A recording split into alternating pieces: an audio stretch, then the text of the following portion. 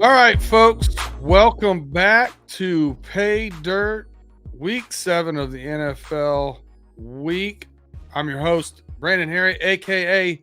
B Dirt, with your host, Pay Saunders. Pay, how's it going, man? What you got going on today?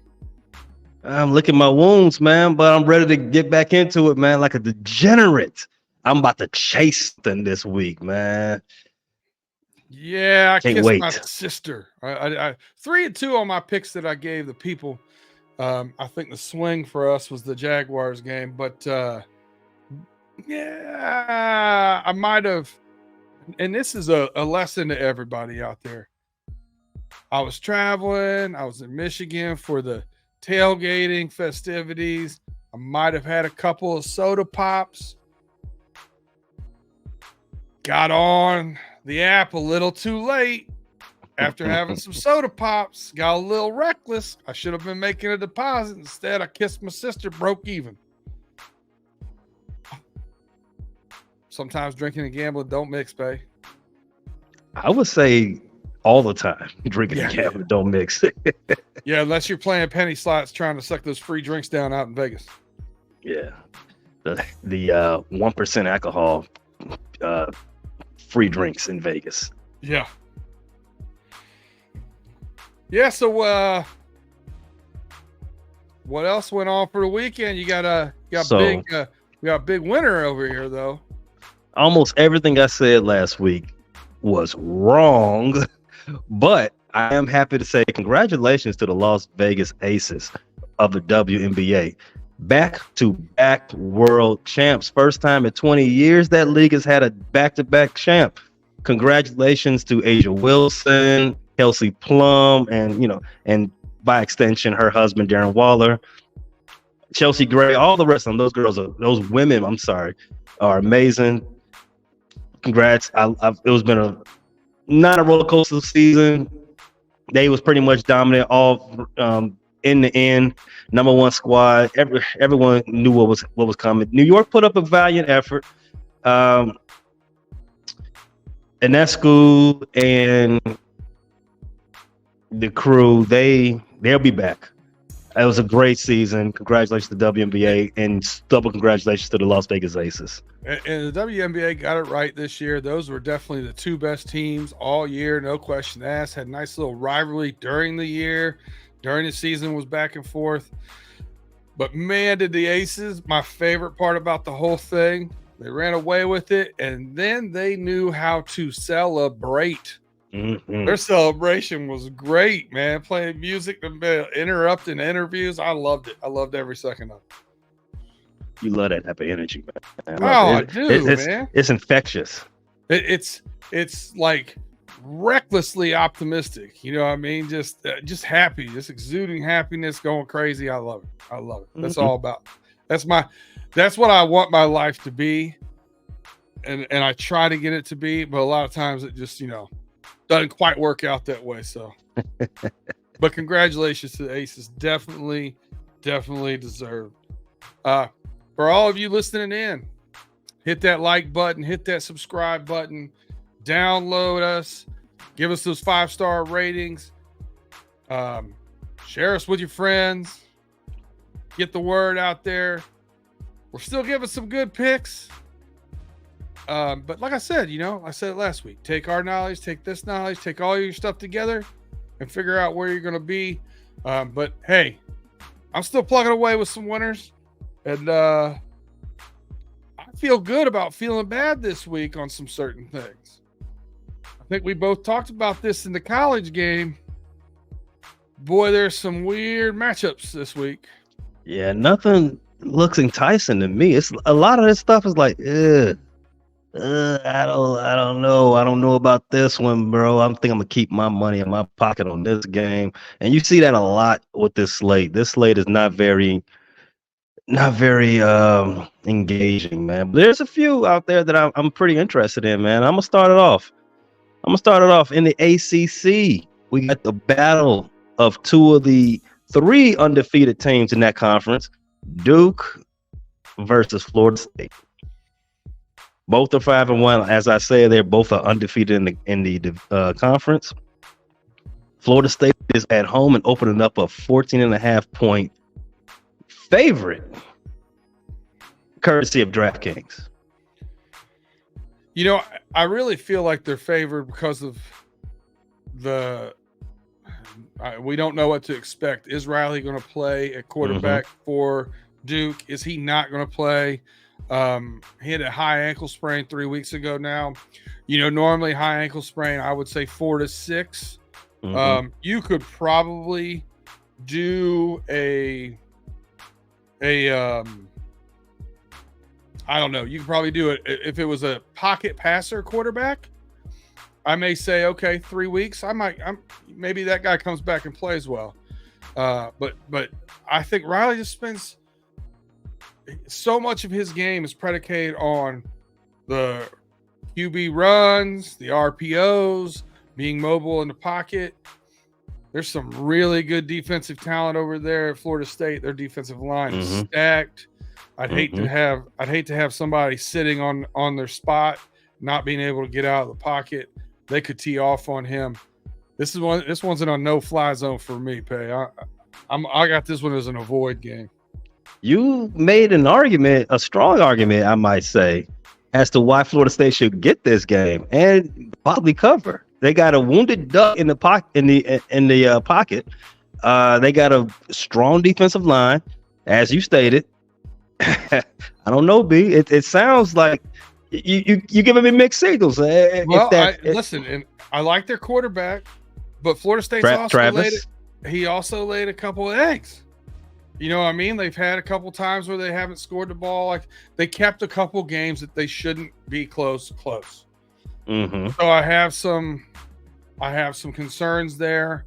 You know, Duke's got a really good coach. Duke does have a good defense. They have a good all-around team.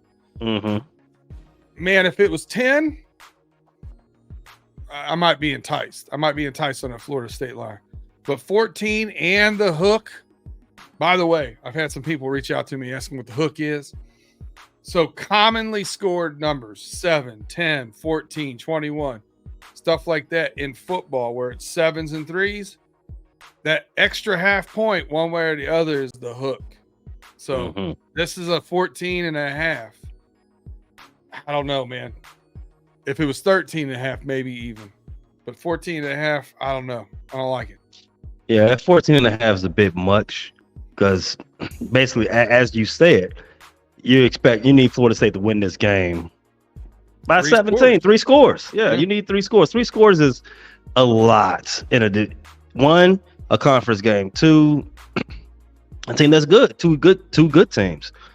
I'm with you on that. I don't like that. I will feel I'm a little bit more confident taking Duke to cover.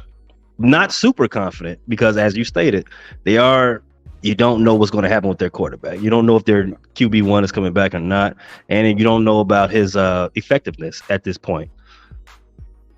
But if there was anything in this game that I am willing to throw something down on, I feel Florida State's going to win this game.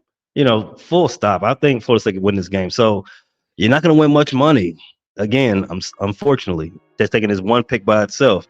But if you give me Florida State on the money line, that I'm very confident that'll come back to you. If you got a 4 or 5 teamer, maybe you pad that Florida State money line. I agree with that. Yeah, throw this in your parlay. Throw that in your parlay, you know, just to bring those odds up a little bit. Man, I'll tell you what, I got an odd one here for you. I've got an odd one. I like Air Force minus 10.5 at Navy. I like that one too. I don't think Navy can score enough points to stick with Air Force. So I did Air Force minus 10.5 at Navy. I think they win that pretty handily, at least by 2 touchdowns. Do any of the service institutions score enough to keep up with Air Force? Not on a regular basis. Not on a regular basis.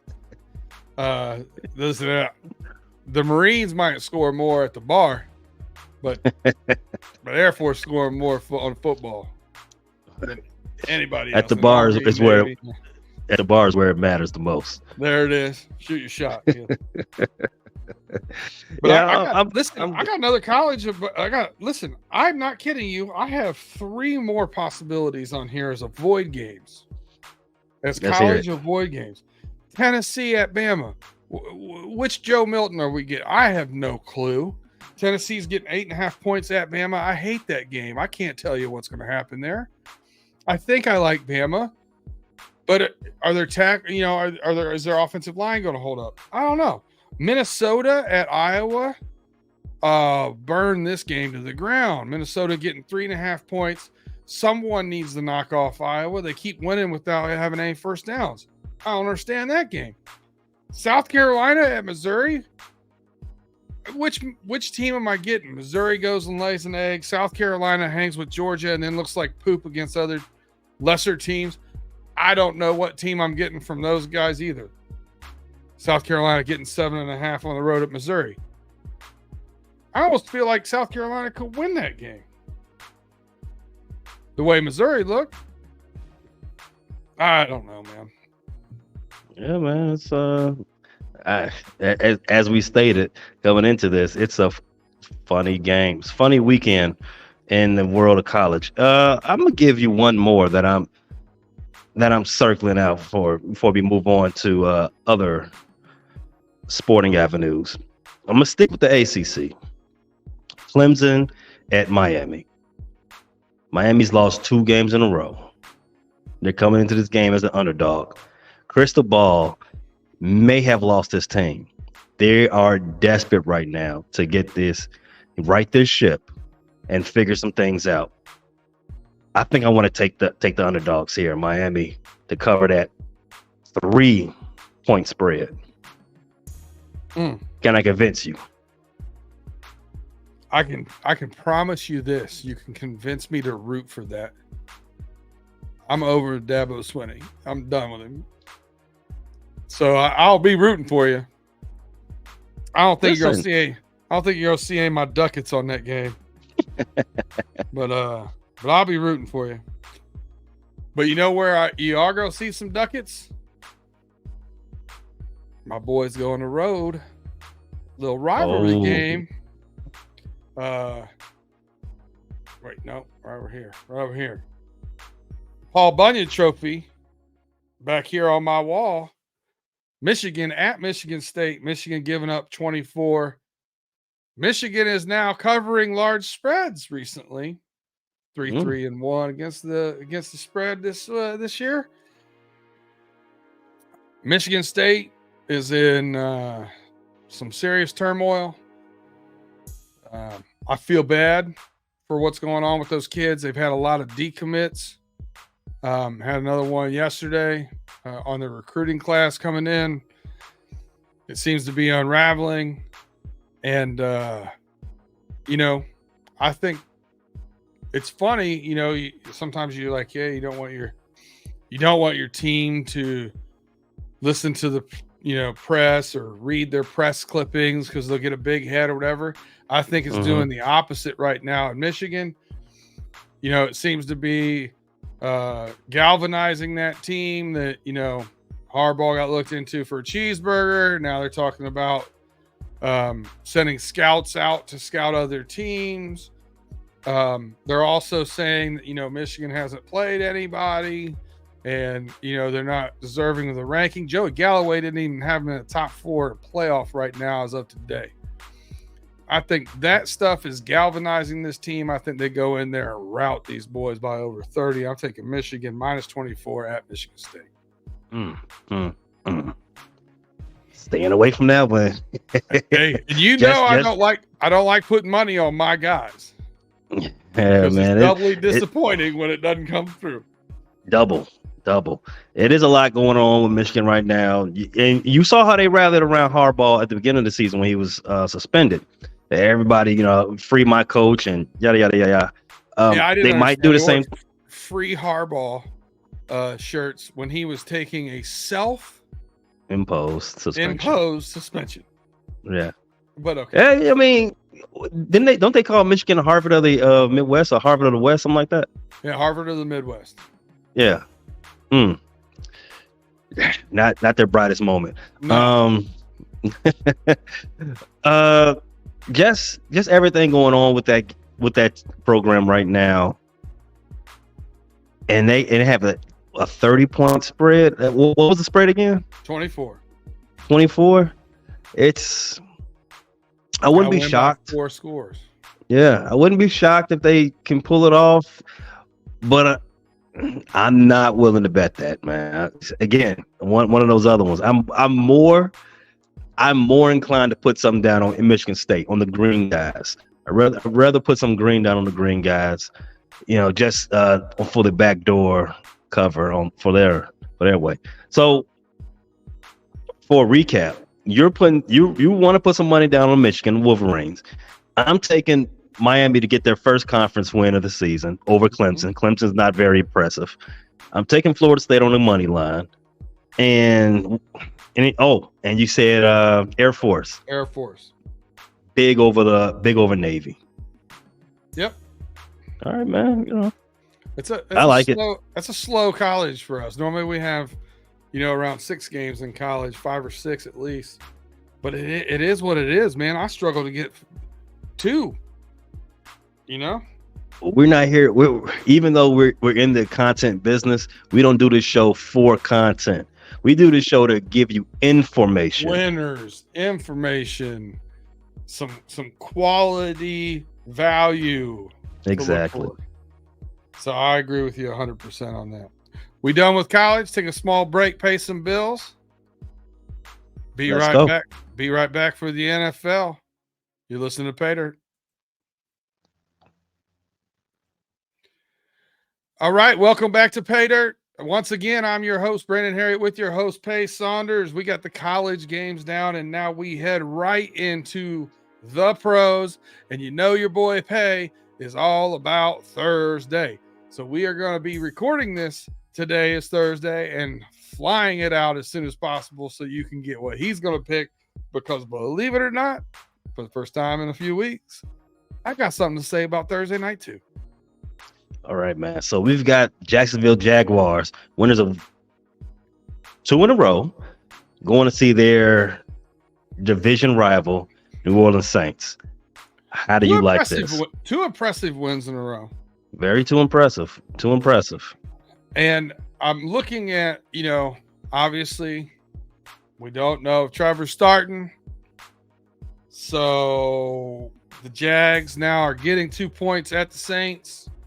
That line was 2.5 when I put my bet in. The Saints are missing offensive linemen. I think the Jags defense versus the Saints offense is kind of the key to me. I think they're going to have a hard time moving the ball. I'm taking the Jags in this one. I think they win by a touchdown. So I take the Jags +2 at the Saints. Ooh. I do not agree. You didn't agree with me about the Jags last week either. That's true. And which is crazy because I got a lot of Jags. I should have phrased that different. I got a lot of Jaguar players on my fantasy teams, and Travis Etienne being the most one of them. They get you a glass. Yeah, man. I should be drinking. I should be drinking the Kool-Aid. Yeah, I should be drinking the Kool-Aid. However, New Orleans defense is not to be trifled with. The Jaguars, no matter who their quarterback is, I don't really even care. Trevor Lawrence has only looked good versus one team so far this season. It's only been against Indianapolis, who he looked good against last week and when he got hurt. It's going to be a tall order. That two tells me that they're going to possibly be in line to play this game. The Jags have not shown me anything over the last season and a half that they're not an up or down team. That two, I'm more confident taking the Saints on this one. I'm going to tell you what they showed you last week. They showed you a big fat L. Mm-hmm. I'm riding with the Jags. I think they got to run the ball against the Saints. Saints are banged up on defense a little bit too. I like the Jags. I like them. I think they're the first couple weeks of the season. They needed work some things out. I think they're getting back into it. They're slow starters, kind of like the Bengals are the past couple of years. So I like them. I'll tell you this. The Saints, the last 13 games the Saints have been involved in, it's come in on the under. Right now, the line is 41.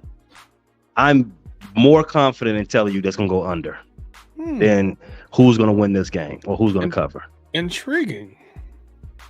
I got this game being somewhere in the midst of a 35 to 38 point game. Okay. All right. That's Thursday. Ladies and gentlemen. Let's move it on back to Saturday. We got some UFC talk we want to talk about. Abu Dhabi. Ooh, 2:00. I'm telling you what I'm doing. We've been on the go a lot this week. So this Saturday is nothing but charcuterie. We got some nice Italian cured meats. We got some cheeses, some crackers, toast points, some mixed nuts, smoked almonds. Lay the stuff out little by little, pick at it all day, and just watch football and fighting all day. This is at least 2 TV day, at least minimum. Abu Dhabi, my favorite part about them fighting over there, 2:00 start time. So I don't have to stay up till 1:30, 2:00 in the morning to watch this championship fight. Thank you very much. I appreciate that. But here's my fight, and this is where I'm talking about value. This is a juicy value one for me. Islam is fighting Volkanovski. Well, Volkanovski did take this fight on a little bit of a short notice. Okay. Originally, he was supposed to fight Oliveira, but I think it's long enough that he definitely can get where he needs to be. Volkanovski stays in shape. That's not a problem. This is also that weight class up for him. So he doesn't have to cut a bunch of weight. So you don't have to worry about that being an issue for stamina. If you look at their first fight, when these two fought before, Volkanovski outlanded him almost 6-1, I think it was. It might have been more. I think Volkanovski can get there, can touch him. The difference was Islam had 4 takedowns and controlled too much of the time on the mat. I even think it with just the 4 takedowns, I still think Volkanovski would have got the nod if he would have been able to get back up in a couple of those rounds and not left control to Islam for so long. So I know that's what he's been since that fight. Volkanovski is a champion's champ. Since that fight, I'm positive that he's been working on his takedown defense and standing back up in the cage. Because of that, I look at this plus 210 for Volkanovski to win. See a little value there. Getting over 2-1 on your money. That's where my money is going to be at. I'm taking Volkanovski in this one to win, get back to even. Plus, I think, man, the trilogy is going to pay off really good, too. I'm taking Volkanovski. Okay. This is not my forte. I will I would defer to your expertise on this. I'm going to go fill my parlay up with all your picks, though. I'm taking all this information down. So speak slowly. You got any more for UFC? No, man, that's it. That's the only one I really found value in. I may dabble a little bit here or there. Johnny Walker's been on a little bit of a hot streak. I may ride that way. Is that the whiskey or? Man, you'd think it, but no, man. This is a wild man. He does some of the craziest striking, a little bit reckless, and he got caught a couple times. But he's been on that comeback tear now, and he's starting to stack some wins on top of each other. And I think, he's just exciting to watch. So he may be. I'm gonna throw a couple of ducats on to make it just a little bit more exciting. But that's another one I kind of like. And then the rest of it is pretty much take everybody with a Eastern European name. That's where I'm going on the rest of them. But yeah, not too much there. But I definitely like the Volkanovski as far as the value bet. But I mean, we got Usman fighting. Like we got, dude, this car is stacked. And also Usman took it in on short notice as well. It is an underdog. You can make an argument for that. That guy could win at anybody, anywhere, anytime. But Volkanovski's my big play in this one, no doubt. Logic checks out. Hey, you do remember you said something about the aces. You took the aces. I think it was last week. Mm-hmm. I didn't say anything. But stay in my lane. That ain't mine. That ain't mine. Yeah. Hey, we know our strengths. That's it. And that's half the battle of the gambling. Half the battle. The more you know, the more power you have. What you got, Joe, used to say? The more you know about what you don't know. Phew. And hey, the NFL can humble you in a heartbeat too. Last week, footballed last week.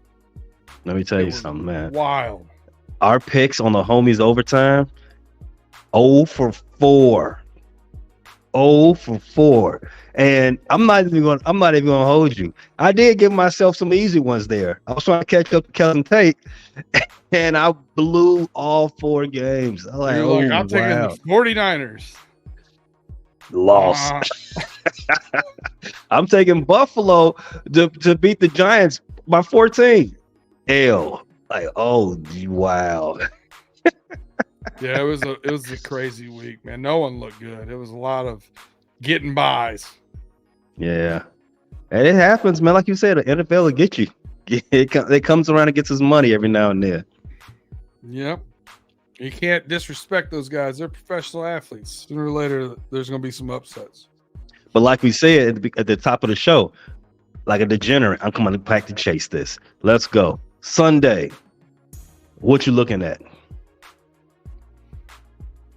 Man, we just drinking the Kool-Aid. I think Tua's having a better year than Jalen Hurts. I called this preseason that Jalen Hurts was going to have an off year this year.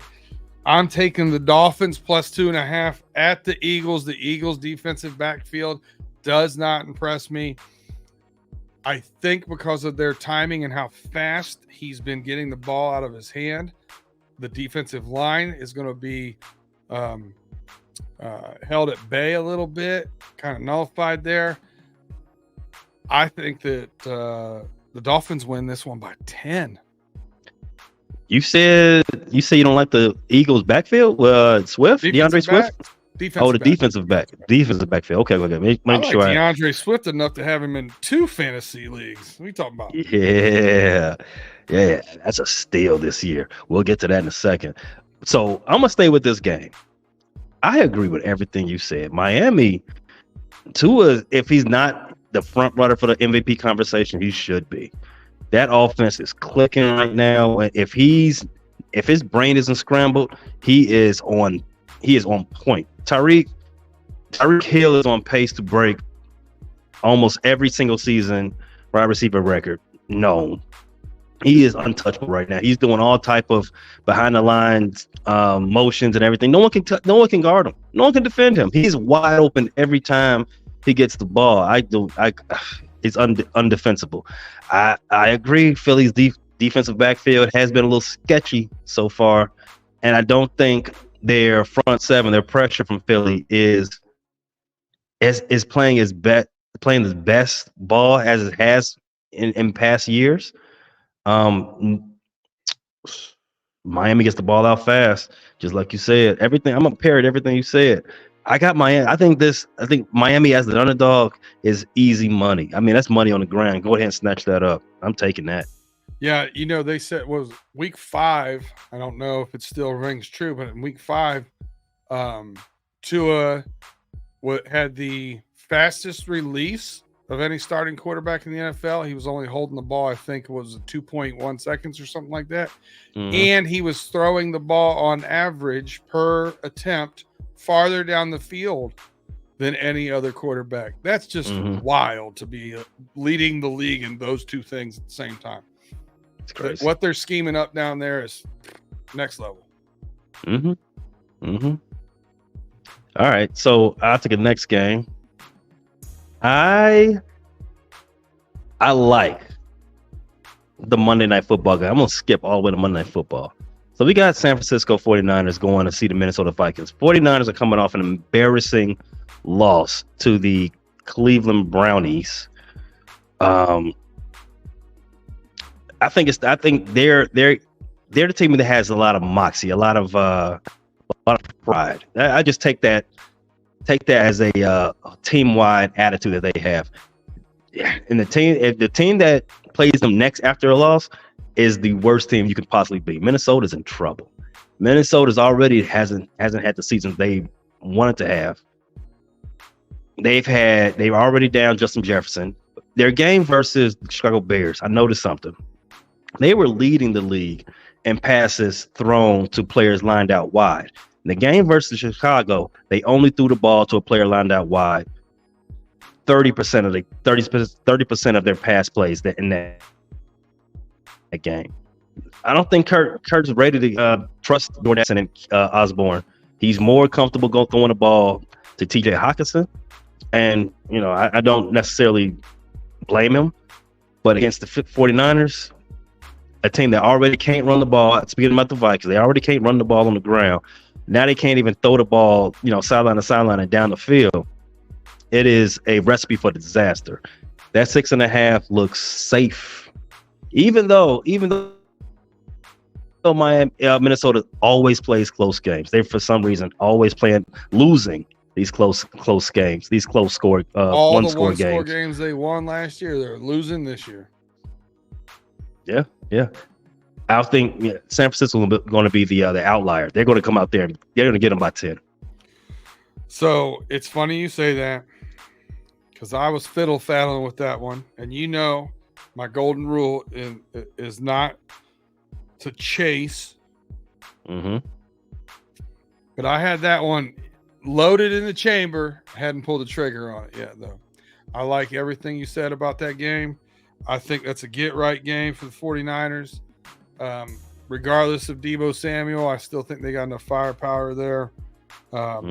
If they have Elijah Mitchell in the background, I think they got enough firepower. I don't think it matters. So I like that one, but I don't know what I'm doing with it yet. Definitely going to be in a parlay, and we'll see how we're looking Sunday at 4:00, and that'll kind of determine the rest. But for those of you on YouTube, adjusting my hat here. Yeah, there it is. Little that Detroit grit. Lions grit. Yeah. I tell you what, I like them getting 3 points at Baltimore. Baltimore, I don't know what they've been doing. They're all over the place to me. They could be 5-1. They could be 1-5. They've just been all over the place. Mm-hmm. I think Detroit's been a more sound team as far as, the day in, day out. You kind of know what you're going to get with them. I don't know what happened with Baltimore jumping out to a quick 10-point lead and then did nothing against the Steelers after that. And I got to be honest with you, Pay, sometimes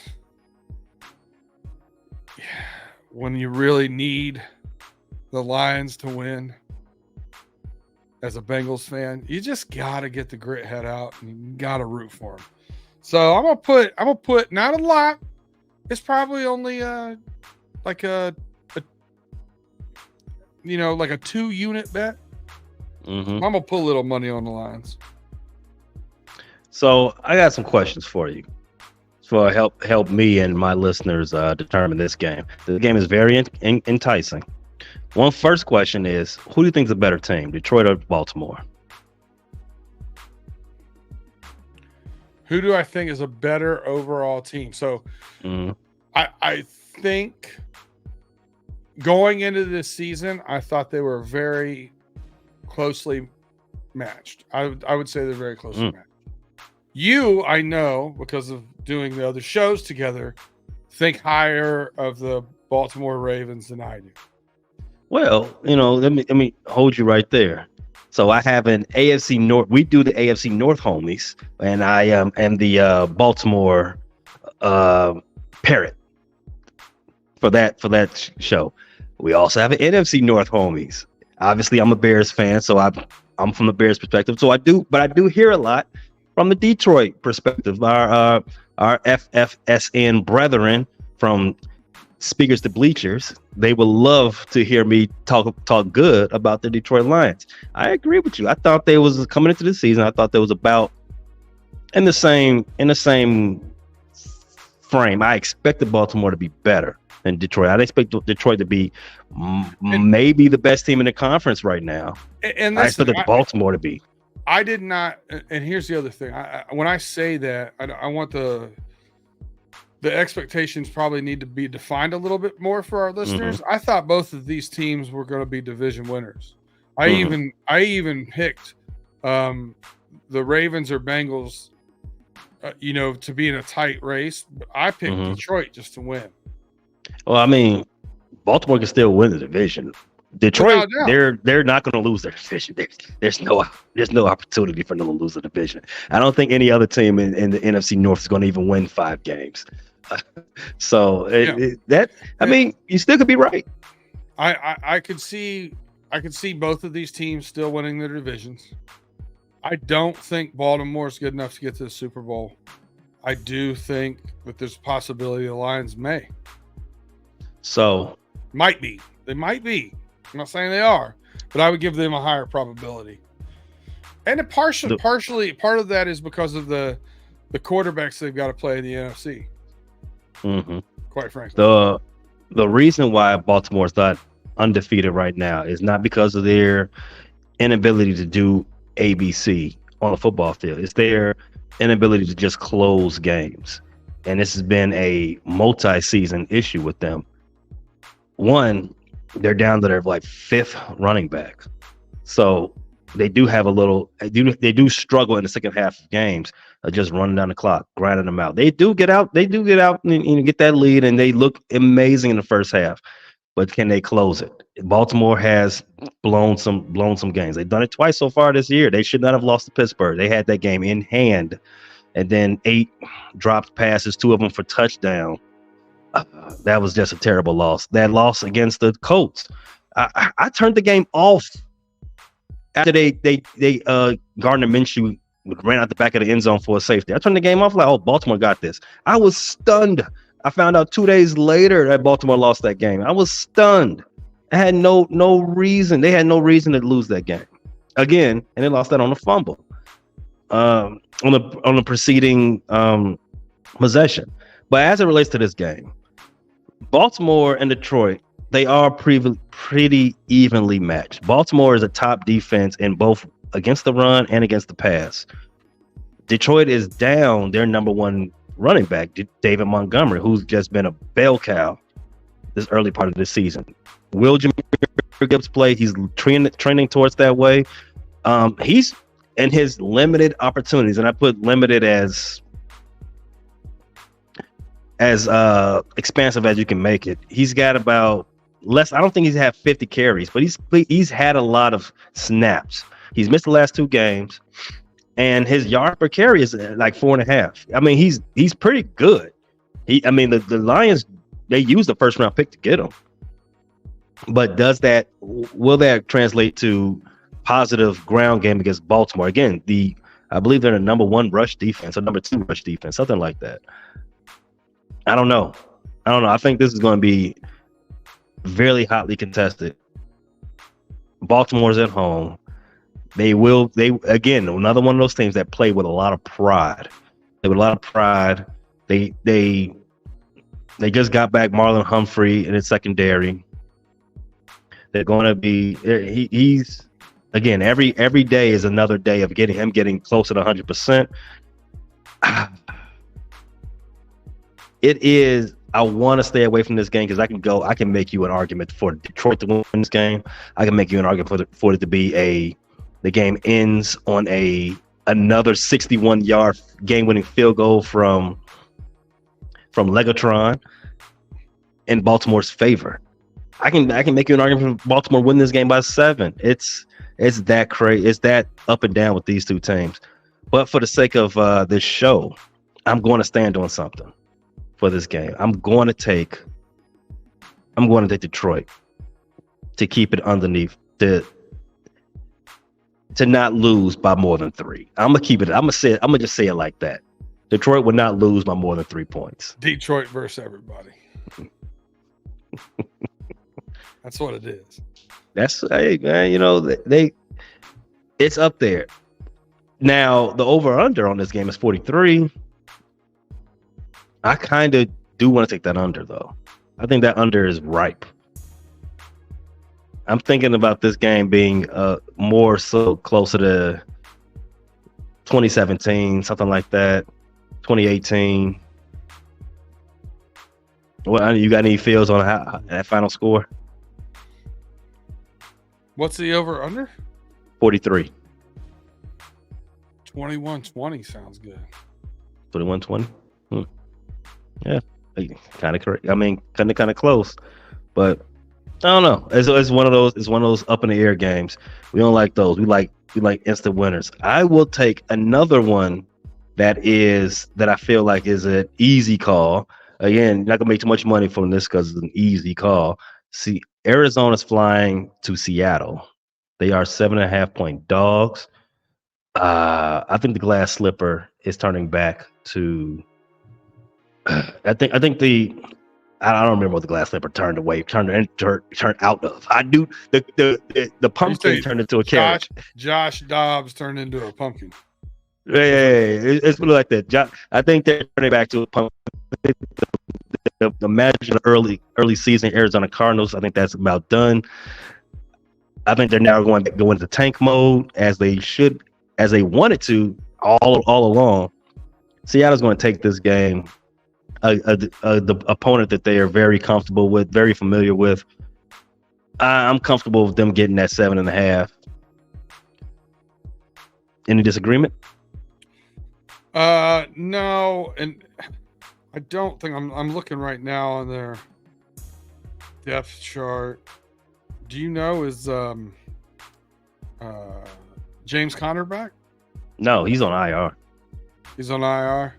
Yeah, this will be the second week he's down. Yeah, that's unfortunate for him. He was off to a good start. Mm-hmm. But yeah, I definitely like that play on your behalf. Again, not something I'm running after, but if you ask me to make a call, that's a call I would make too. I think they're done.